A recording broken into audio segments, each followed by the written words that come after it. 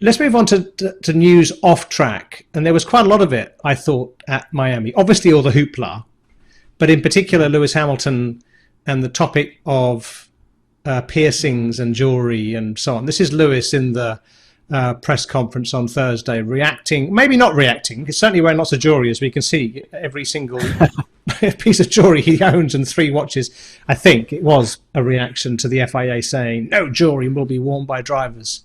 I don't know what you think about. I'll let you go first, and I'll sharpen my knife while you're talking. Yeah, I mean, it's the FIA's job to be thinking about safety. I'm not the right person to talk about this. I still consider myself a driver. So as a driver, Brundle said it well. When you step into a car, you accept certain risks. And worrying about jewelry under your race-proof clothes, it's to me as a driver, it's complete utter nonsense. I'd be like, yeah, that's not going to kill me. What's going to kill me is you not putting tecpro barriers in the right space, or getting the tarmac wrong and stuff. So that's what I'd be worried about.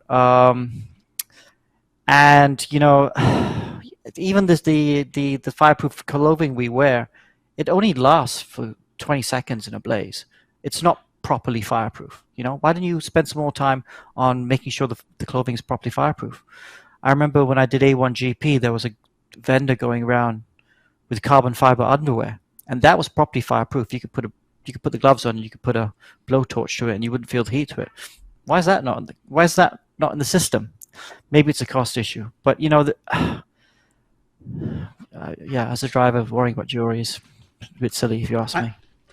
I think you've hit the nail on the head there, which is that if there was nothing else going on, if there hadn't been the debacle of the Abu Dhabi Grand Prix last year, which involved the guy who we're now talking about who wears lots of jewellery, it would be a straightforward conversation about, look, I know we haven't actually really prosecuted this rule very closely over the last decade or so, but guys, if you have to do an MRI scan and you've got a nose piercing or whatsoever, that's going to be problematic. So we're going to have to ask you not to do that, because if something happened, it would be a problem.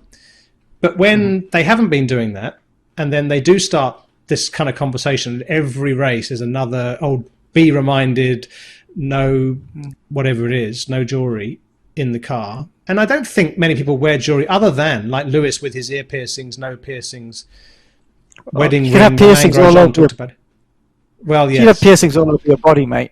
What do you do with that? Exactly. Okay, yeah, CAT scan's pretty important. You need to be able to get your head in a CAT scan, right? And if you it's gonna be super painful if you've got a nose piercing that gets ripped out of the nose, right? So, yeah, okay, that's kind of sensible. Sensible not to wear a watch, because I've seen guys with mashed up hands, back of the hands, where the watch has gone into the back of your wrist. So that some things make sense, but let's be sensible, I think. And isn't it the problem that when anybody starts a conversation about something, if then, like as we had that turn 14 barrier, there was criticism after Carlos Sainz's crash on Friday, and then Esteban Ocon crashed in the same place on Saturday. There wasn't a tecpro barrier there. Probably there wasn't room. But the point is, once they exposed themselves to this conversation, the FIA, it was almost always going to go in the wrong direction. Yeah. So because the FIA have this issue, don't they, Matt? If they bring it up, or if it's even mentioned once, they have to act on it, right? So if someone says something about jewelry, there's a report somewhere that says, listen, earring might get snagged on the balaclava, which might slow down the extraction by 3 seconds. Then they have to act once it's in the report, because if they don't act, they're